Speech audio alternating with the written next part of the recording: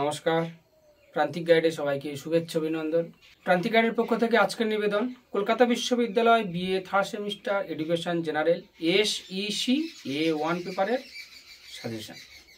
এই পেপারে রয়েছে কমিউনিকেশন অ্যান্ড স্কিলস। এই কমিউনিকেশন স্কিলের সাজেশনটা দিয়ে দিচ্ছি। যারা 2024 সালে ফাইনাল এক্সাম দেবে থার্ড সেমিস্টার, তাদের জন্য এই সাজেশনটা খুব গুরুত্বপূর্ণ। তোমরা জানো প্রান্তিক গাইডের সাজেশন মানে বেস্ট কোয়ালিটি নাম্বার 1 সাজেশন। যেগুলো দেবো, যেগুলো বলবো সেগুলোই পড়বে, সেগুলো একদম কমন পেয়ে যাবে। ভালো রেজাল্ট করতে গেলে আমি মনে করি আমি যেগুলো দিচ্ছি এই সাজেশনগুলোই তোমাদের বেস্ট চয়েস। আর কোনো সাজেশন ফলো করার দরকার পড়বে না। আমি যেগুলো দেবো শুধুমাত্র সেগুলোই পড়াশোনা করবে, সেগুলোই ফলো করবে, এইগুলোই পড়বে, এইগুলোই তোমরা কমন পেয়ে যাবে। কমন নিয়ে তোমাদের কোনো চিন্তা করতে হবে না।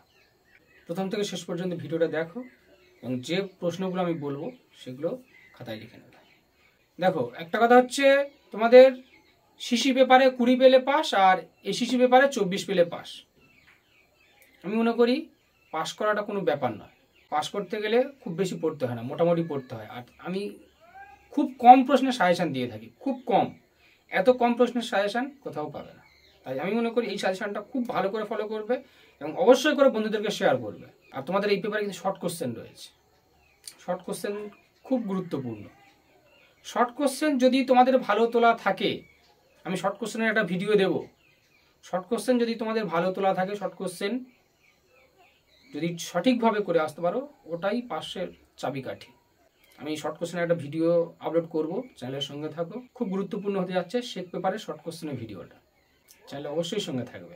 ভালো নাম্বার পেতে গেলে যেমন ওই শর্ট কোশ্চেনগুলো গুরুত্বপূর্ণ, ঠিক তেমনই পাস করতে গেলেও অন্তত শর্ট কোশ্চেনগুলো খুব গুরুত্বপূর্ণ। আমি কোশ্চেনগুলো প্রথম থেকে শেষ পর্যন্ত বলছি, লিখে নাও। আর কোনগুলো খুব ভালো করে করবে আমি বলে দেবো, সেগুলো স্টার মেরে নেবে। এর উপর লাস্ট মিনিট ফাইনাল সাজেশন একটা দেবো, তোমরা সঙ্গে থাকো, অবশ্যই পেয়ে যাবে।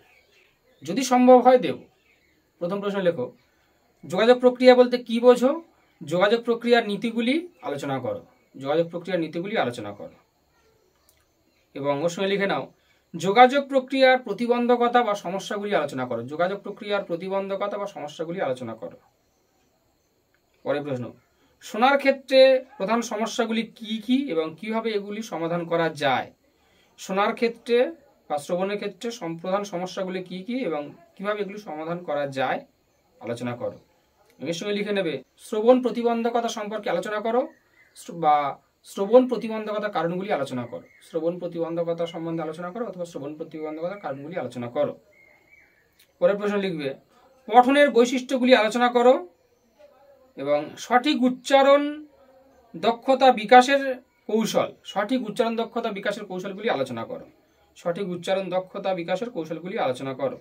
পরের প্রশ্ন লিখে নাও, কার্যকরী লিখনের উপাদানগুলি কি কি? কার্যকরী লিখনের উপাদানগুলি কি কি এবং এর প্রয়োজনীয়তাগুলি আলোচনা করো। কার্যকরী লিখনের প্রয়োজনীয়তা এবং এর উপাদানগুলো কি কি তা আলোচনা করো। পরের প্রশ্ন, দলগত আলোচনা কাকে বলে? এর সুবিধা এবং অসুবিধাগুলি আলোচনা করো। দলগত আলোচনা, এর সুবিধা অসুবিধা আলোচনা করো।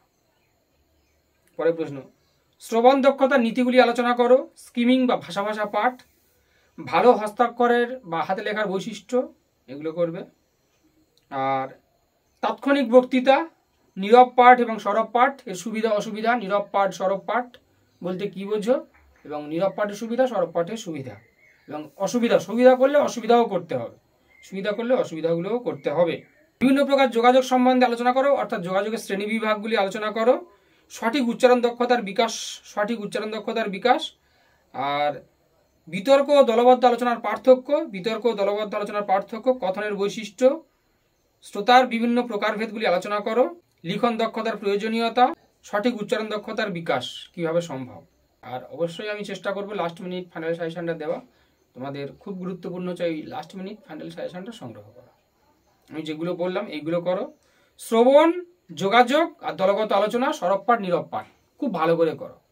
শ্রবণ, দলবদ্ধ আলোচনা, সরব পাঠ নীরব পাঠ আর যোগাযোগ, তোমাদের চিন্তা করতে হবে না। অবশ্যই এইগুলো থেকে কোশ্চেন আসবে। যে কটা বলেছি, প্রয়োজনীয়তা, উপাদান, সুবিধা অসুবিধা, খুব সহজ একটা পেপার। যোগাযোগ কীভাবে করতে, শ্রবণ মানে কানে কম শোনে কীভাবে, এর সমস্যাগুলো কি কি হয়, খুব সহজ। এই কটাই পড়ো, খুব ভালো করে পড়ে নাও।